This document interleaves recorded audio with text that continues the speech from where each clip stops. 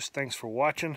I had to slip outside the house to get this video filmed because everybody's sleeping and I don't want a mad wife. I wanted to do this video for a little while though, and I thought about trying to sneak it into like a little history segment on one of my videos, but it's just a little bit too long for that. Now, a lot of you guys know that I'm more of a relics guy than I am a coin guy.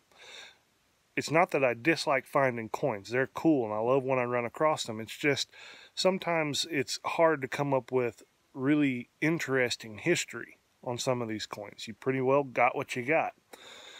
Well, the relics usually have a good story, and some of my favorite relics to find are military relics.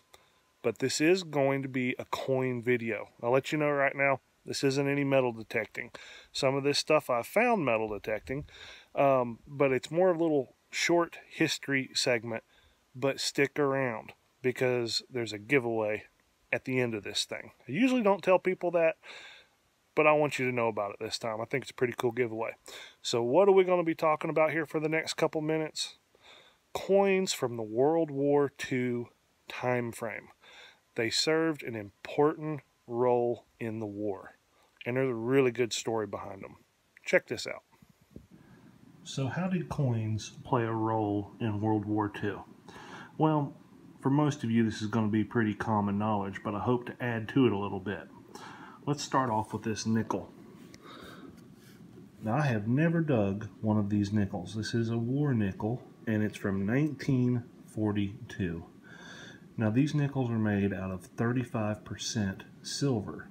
The reason why was that they needed nickel for the war effort. And so they robbed it from the coinage and they inserted silver, which was not in nearly as high demand for wartime products. So this is a 1942 Jefferson nickel, and you can always tell the war nickels because there's a mint mark right up here at the top of the coin, and this is a Philadelphia minted coin. Another coin that was changed for 1 year only was the wheat cent. And in 1943, the wheat cent was stamped out onto steel. These steel pennies are still around. They made quite a bit of them. It's nothing rare, but it's kind of cool because it was a 1 year only issue. And something you probably already know, if you do happen to find a 1943 that is a copper cent, you have something very rare and very valuable. Most likely you have a fake, but it's always worth checking out. There are a few of them out there. And once again, they needed the copper for the war effort, and so that's why this coin was stamped out into steel. Now, this coin you wouldn't think about as being part of the war effort. It's just a mercury dime, and it's a 1944 mercury dime. But money in general was just hard to come by in World War II. And the Army needed every resource that it could get its hands on. And so people collected all sorts of weird things and saved things around the house, things you wouldn't think about, like fat from the frying pan. It was used in explosives, and people would save their cooking fats and bring it down to their butcher. And the tires, everybody was running their tires just as bald as they could run them. And another thing that happened, not in 1944, but in 1945, that still affects us to today, Congress passed something called the Revenue Act. Now, this is your taxes that you pay every year right around this time. Before 1945, it was really only the wealthiest Americans that even were bothered with paying taxes of any kind. But money was needed very, very badly. And so that enabled Congress to pass the Revenue Act.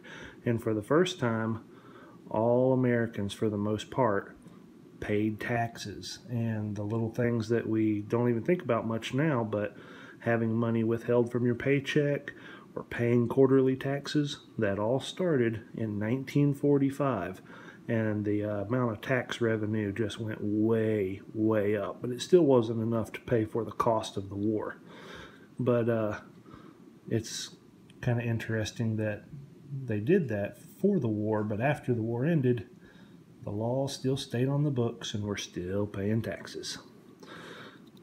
So this did play its part in the war too. It wasn't only the United States, though, that was changing their coinages for the war effort.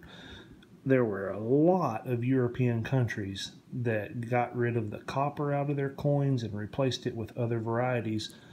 And this is a French coin, and it's a 1 franc. And it is from 1943. Now this coin is made out of aluminum. They changed their coinages too. Not only did the Allied countries do this, but Nazi Germany changed their coinage. Japan changed their coinages. Japan made some interesting coins. They made some out of clay, some out of fiber, and a lot of them were just made out of paper. And I'd love to get my hands on one of those coins one day. That would be an interesting thing. Now, here's something that you probably aren't thinking about when it comes to war coins. And to be honest with you, I had never heard about this until I started studying for this little video here. Some people in the coin community, and there seems to be quite a few of them, claim that the wheat cents from 1944, 45, and 46 are made from the casings of bullets, at least in part. You know, the empty brass casings that fell on the ground, well, those were reclaimed and supposedly melted down and used to make the wheat cents for these 3 years. Now, there is a little bit of debate whether or not that actually ever occurred, but there seems to be quite a few people out there that claim that it did. A little bit of debate too whether it was just the 44 and 45, but I see some groups adding the 46. And so that's kind of interesting to think that this little wheat penny here, you know, may have been a shell, a casing, a bullet casing at one point in time. Some people even claim that you can tell they're a little bit darker in color, but I don't know about all that.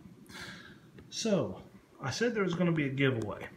Well, you're looking at the giveaway. This is what I want to do. As a complete little package here, I'm going to give away all of these World War II related coins.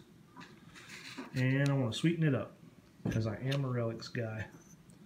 I want to throw in this button. This is a Great Seal button from World War II. Alright, you know how I do my giveaways, and nothing's going to change. I'm going to send you to a new channel, a channel that I enjoy watching, and I want you to watch a specific video. Now, be very careful to get entered in this contest. You have to watch the correct video, and in the comments of that video that I'm going to show you, you're looking at it right now, all you need to do is comment History Hound somewhere in your comment, and you'll be entered. I'm sending you to North Carolina Hillbillys Diggin. My buddy Ted has this channel, and he is a weekend warrior digger for sure, and I have seen him over the last years spend a lot of time out at parks just digging up a little bit of clad here and there, but he's never given up. Well, here recently he got on a permission that is producing some incredible stuff, and the video you're going to be watching is probably one of the first videos from that site, and I encourage you to watch the rest of his videos too, because he's pulling some good stuff out, including a nice chunk of gold here recently. So thank you for watching. Hopefully you figured out how to get entered in this thing. Hopefully I've made it clear enough. One other thing that I'm going to do, I will put a link directly to the right video in the description on this video, and you'll be able to find it there. All right, best of luck to you all.